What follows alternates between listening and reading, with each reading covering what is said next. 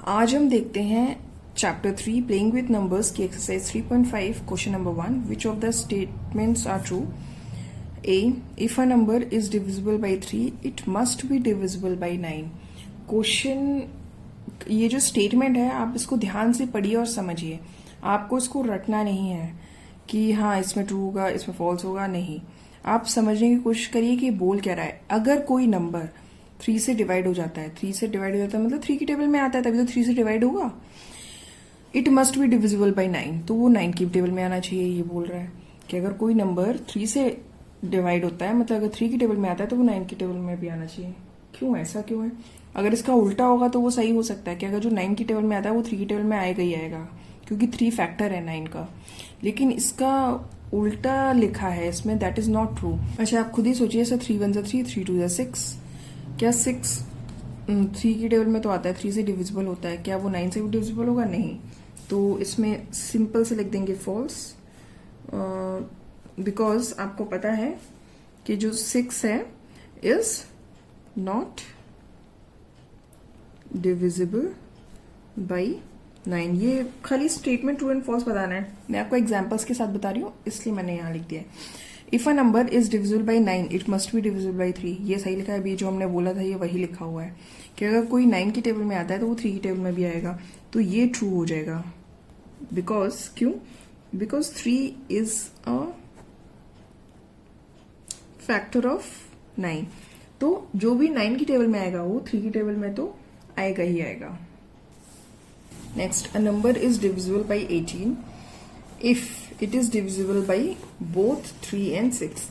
अगर कोई नंबर 18 से डिविजिबल हो रहा है मतलब 18 की टेबल में आ रहा है, तभी जब कि वो 3 की टेबल में भी आएगा और 6 की टेबल में भी आएगा। मतलब वो ऐसे बोल रहा है अगर कोई चीज 3 की टेबल में भी आएगी 6 की टेबल में भी आएगी तो वो 18 की टेबल में भी आएगी।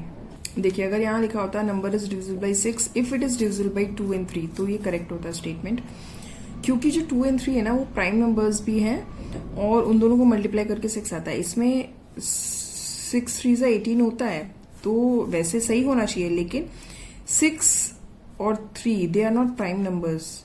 मतलब 3 तो प्राइम नंबर है but 6 is not a prime number. तो यहाँ पे आप खुद सोचिए, ये स्टेटमेंट फॉल्स होगा। क्यों? मैं एग्जाम्पल आपको देती हूँ। जो 30 है is divisible by 3 and 6। 3 and 6 की टेबल में तो आता है 30 बट नॉट बाई 18, लेकिन 18 से डिविजिबल नहीं है 30। क्या 18 की टेबल में 30 आता है? नहीं आता है। If a number is divisible by 9 and 10 both, अगर कोई नंबर है 9 और 10 दोनों से डिविजिबल होता है, then it must be divisible by 90। ये ट्रू है। ये रीजन क्या है? देखिए, इसमें मेन रीजन क्या है, प्राइम नंबर्स नहीं होना चाहिए, को प्राइम नंबर्स होना चाहिए, because 9 and 10 are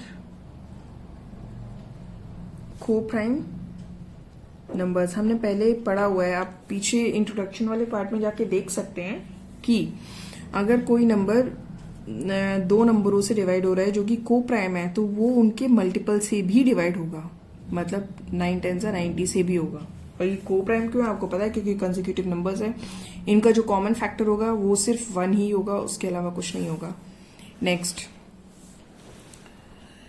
if 2 numbers are को प्राइम, कोई भी 2 नंबर को प्राइम है, ठीक है, at least one of them must be prime. वो उन दोनों में से कोई एक प्राइम होना चाहिए। ऐसा तो नहीं है, को प्राइम का मतलब उन दोनों के जो, मतलब वो दोनों प्राइम नहीं होने चाहिए, लेकिन उन दोनों का जो कॉमन फैक्टर होना चाहिए वो सिर्फ 1 होना चाहिए। तो ये स्टेटमेंट फॉल्स हो जाएगा। मैं एग्जांपल आपको देती हूँ, जैसे कि 8 एंड 15 आर को प्राइम नंबर्स। क्यों? 8 के फैक्टर्स लिखिए एंड 15 के फैक्टर्स लिखिए। देखिए 8 किस किस की टेबल में आता है? 8 1 2 3 की टेबल में नहीं आएगा, 4 में आएगा और फिर 8 की टेबल में आएगा। 15 1 की टेबल में आएगा, 3 की टेबल में आएगा, 5 की टेबल में आएगा एंड देन 15 की टेबल में आएगा। अब देखिए इनमें कॉमन सिर्फ 1 है, तो कॉमन 1 होना चाहिए, तो वो को प्राइम होंगे। तो जरूरी नहीं है कि प्राइम नंबर्स होना चाहिए कोई एक। Next question, all the numbers which are divisible by 4 must also be divisible by 8 को, ये तो वही बात होगी जो इससे फर्स्ट बोला था, सारे नंबर जो 4 की टेबल में आएंगे वो 8 की टेबल में भी आने चाहिए, ऐसा थोड़ी ना जरूरी है। हाँ, लेकिन इसका उल्टा हो सकता है, जो 8 की टेबल में आएंगे वो 4 की टेबल में आएंगे ही आएंगे, लेकिन ये फॉल्स है। क्यों? Because 12 is not divisible by 8। 12 4 की टेबल में तो आता है, लेकिन 8 की टेबल में कहाँ आता है, तो फिर ये रॉन्ग हो गया। नेक्स्ट ये देखिए, नेक्स्ट वही है जो इसका ऑपोजिट लिखा है, all the numbers which are divisible by 8 must also be divisible by 4। ये ट्रू होगा, because 4 is a factor of 8। जो 8 की टेबल में आएगा वो 4 की टेबल में तो आएगा ही आएगा। If a number exactly divides two numbers separately, अगर कोई नंबर दोनों नंबर्स को डिवाइड करता है, it must exactly divide their sum, वो उसके सम को भी डिवाइड करेगा। ये हम जो इम्पोर्टेंट पॉइंट्स हैं उसमें हम पढ़ चुके हैं इंट्रोडक्शन वाले पार्ट में, उसमें मैंने डिटेल में समझाया, वहां पे देख सकते हैं जाके। ये ट्रू होगा क्योंकि आप एग्जाम्पल देख लीजिए, जो 3 है वो डिवाइड करता है, मतलब वो दोनों डिवाइड, इस 6 का भी फैक्टर है एंड 9 का भी फैक्टर है, डिवाइड्स 6 एंड 9। देखो, डिवाइड्स एंड डिविजिबल भाई दोनों अंतर होता है। डिविजिबल मतलब खुद डिवाइड हो जाता है, और डिवाइड्स मतलब इन दोनों को डिवाइड करता है, मतलब 6 को भी डिवाइड कर देता है, 6 से भी डिवाइड इजिली हो जाएगा और 9 से भी डिवाइड हो जाएगा, ठीक है। एंड ऑल्सो, और उसके सम से भी, यानी कि 15 को भी डिवाइड करेगा वो। Next, if a number exactly divides the sum of two numbers it must divide the two number separately. ये क्या बोल रहा है, इसका उल्टा बोल रहा है कि अगर कोई नंबर किसी के सम को डिवाइड कर रहा है तो उनके नंबर्स को सेपरेटली भी डिवाइड करना चाहिए। ये फॉल्स है। यही है, सेम एग्जांपल ले रहे हैं। जो 3 है वो डिवाइड्स कर रहा है 15 को, बट नॉट डिवाइड्स। अच्छा देखिए, 15 कैसे 6 प्लस 9 15 हो सकता है। ये देखिए, 6 प्लस 9 15 हो सकता है, पर 10 प्लस 5 भी तो 15 हो सकता है। तो 6 और 9 को तो ये 3 डिवाइड कर रहा है, पर क्या 10 और 5 को करेगा? नहीं करेगा। बट नॉट डिवाइड 10 एंड 5, तो ये बोल रहा है। तो इसको तो हम 15 को तो कैसे भी तोड़ सकते हैं ना, तो जरूरी नहीं है कि वो हर उसके डिवीजन को डिवाइड करे 3। Next question number 2, here are 2 different factor trees of 60 के 2 तरीके से फैक्टर ट्री दिए गए हैं। राइट द मिसिंग नंबर, उनका मिसिंग नंबर लिखिए। फैक्टर ट्री हम प्रीवियस इंट्रोडक्शन चैप्टर में पढ़ चुके हैं, आप वहां पे जाके वापस से रिकॉल कर सकते हैं। अब देखिए, फैक्टर ट्री का मतलब होता है 60 को हम किस किस के मल्टीप्लीकेशन में लिख सकते हैं। 6 इंटू 10 लिख सकते हैं, ये उन्होंने ऑलरेडी दिया हुआ है। 6 को कैसे लिख सकते हैं? 2 इंटू वॉट, मतलब 6 को हम 2 इंटू क्या करके लिख सकते हैं? 2 इंटू 3 लिख सकते हैं, तो यहाँ पे आ जाएगा 3। अब यहाँ पे 10 दिया हुआ है, 10 को हम 5 इंटू 5 तो पहले से दिया हुआ है, इंटू वॉट, 5 इंटू क्या करके लिख सकते हैं? 2। अब यहाँ पे देखिए, लास्ट में ये एनसर्कल इसलिए किया हुआ है क्योंकि ये हो गए प्राइम नंबर्स। इनके बाद में ये और इसके फैक्टर्स नहीं है, ये और किसी के उसमें मल्टीप्लीकेशन में नहीं लिख सकते हैं, तो यहाँ पे हो गए ओवर। तो एक्चुअली में ये 60 के फैक्टर्स ही हैं, इनको हम ऐसे भी लिख सकते हैं। नेक्स्ट फैक्टर ट्री, अब हम देखिए 60 को हमने 6 इंटू 10 में देख लिया है। अब 60 को आप 30 इंटू वॉट क्या लिख सकते हैं? यहाँ पे दिया हुआ है 30 पहले से दिया है, आप यहाँ क्या लिख सकते हैं? 2 लिख सकते हैं, तो यहाँ 2 लिख लीजिए। अब 30 को 10 पहले से दिया हुआ है, इंटू क्या लिखेंगे? तो 3 लिखेंगे यहाँ पे, तो यहाँ आ जाएगा 3। अब यहाँ पे दिया है 10 को क्या लिखेंगे? क्या मल्टीप्लाई बाई क्या? 10 को क्या लिख सकते हैं? 2 इंटू 5 लिख सकते हैं, या 5 इंटू 2 कुछ भी लिख दीजिए, तो 2 इंटू 5 लिख दिया। यहाँ पे जितने आंसर कल हैं ये सारे हो गए prime numbers. Next question, which factors are not included in the prime factorisation of a composite number. अभी जब हम प्राइम फैक्टराइजेशन कर रहे थे, कंपोजिट नंबर्स का ही प्राइम फैक्टराइजेशन करते हैं, तो उसमें हम कौन कौन से फैक्टर्स को इंक्लूड नहीं करते जब हम मल्टीप्लाई करके लिखते हैं? तो उसमें सारे प्राइम नंबर्स आते हैं, सिर्फ उसमें फैक्टर्स में 1 को नहीं इंक्लूड करते हैं, और जो नंबर इटसेल्फ जो वो खुद है तो इन दोनों नंबर्स को हम इंक्लूड नहीं करते हैं, उसके अलावा जितने भी फैक्टर्स होते हैं वो सब उसमें आ जाते हैं। तो आंसर के लिखेंगे 1 and number itself are not included in the prime factorization of a composite number. Question number 4. Write the greatest 4-digit number and express it in terms of it's prime factor. मतलब आप greatest 4-digit number लिखिए, फिर उसको prime factorisation करिए, उसको prime factor निकालने हैं आपको। तो ग्रेटेस्ट 4-digit नंबर पहली बात तो कौन सा है ये बताइए आप। 4-digit नंबर ये हम फर्स्ट चैप्टर में कवर कर चुके हैं। 4-digit नंबर का ग्रेटेस्ट क्या होगा, 9999, ये होगा 4 नंबर ग्रेटेस्ट 4-digit नंबर। अब इसका हम करते हैं प्राइम फैक्टराइजेशन। 9999 ये 2 की टेबल में तो नहीं आएगा, 3 की टेबल में आएगा। 3 3 जा 9, 3 3 जा 9, 3 3 जा 9, 3 3 जा 9। फिर ये 3 की टेबल में आ जाएगा 1 1 1 1। फिर ये 11 की टेबल से डिवाइड हो जाएगा, 11 1 जा 11 0 1। और ये क्या है 101, it is a prime number, तो ये किसी की टेबल में नहीं आएगा। तो ये हो जाएगा इसका प्राइम फैक्टराइजेशन।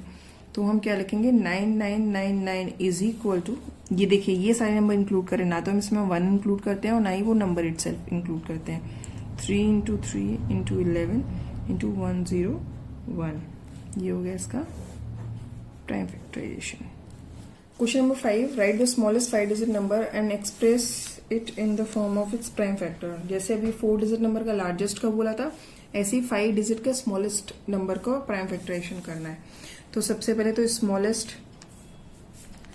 5-digit नंबर कौन सा होता है, पहले आप ये देखेंगे 5-digit number is equal to क्या होगा 1 0 0 0 0 1 2 3 4 5-digit हो गया। अब इसका हमें करना है प्राइम फैक्टराइजेशन। चलिए करते हैं 4 × 0। अब बताइए सॉरी, अब बताइए कि किसकी टेबल में आएगा, 2 की टेबल में आएगा। 2 5 × 10, 3 × 0। फिर से ये 2 की टेबल में जाएगा, 25 × 00। फिर ये 2 की टेबल में तब तक जाएगा जब तक लास्ट का 0 खत्म नहीं हो जाता। 2 1 × 2, 25 0। फिर 2 की टेबल में जाएगा 6 25 टाइम्स। अब ये यहाँ पे खत्म हो जाएगा, अभी 2 की टेबल में नहीं जाएगा। क्या ये 3 की टेबल में जाएगा, चेक करिए। 6 7 8 9 10 11 12 13, 13 3 की टेबल में नहीं जाएगा, तो ये नंबर भी 3 की टेबल में नहीं जाएगा। ये जाएगा नेक्स्ट प्राइम नंबर है 5 की टेबल में। 5 1 × 5, 5 2 × 10, 5 5 × 25, ये फिर से 5 की टेबल में जाएगा। अगर एक बार नहीं गया फिर आगे नहीं जाने वाला उसकी टेबल से। 5 2 × 10, 5 5 × 25। अब यहाँ पे आ जाएगा 5 5 टाइम्स और फिर 5 1 टाइम। तो हम यहाँ क्या लिखेंगे, इज इक्वल टू 1 2 3 4 टाइम्स 2 आ गया, फिर 4 टाइम्स 5 आ गया। Fill all the prime factors of 1729 and arrange them in the ascending order. Now state the relation, if any, between the two consecutive prime factors. इसके सारे पहले प्राइम फैक्टर निकालेंगे। तो prime factor पहले हम निकाल लेते हैं, फिर बात करते हैं कि आगे क्या बोल रहा है। प्राइम फैक्टर्स ऑफ, लिखा है ना, find fill all the prime factors of 1729। तो 1729 के सारे प्राइम फैक्टर निकाल लेते हैं। 2 की टेबल में नहीं जाएगा, 3 की टेबल में नहीं जाएगा, ये जाएगा 7 की टेबल में। 7 2 × 14, फिर ये जाएगा 13 की टेबल में। 9 टाइम्स 19 टाइम्स 19 1 सा, यहाँ पे होता है खत्म। तो देयरफॉर जो 1729 है उसके फैक्टर्स क्या हो जाएंगे, 7 × 13 × 19। अब ये बोला गया है जो कॉन्जिक्यूटिव, मतलब एक के बाद एक जो प्राइम फैक्टर्स है उनका रिलेशन क्या है। रिलेशन चेक करते हैं।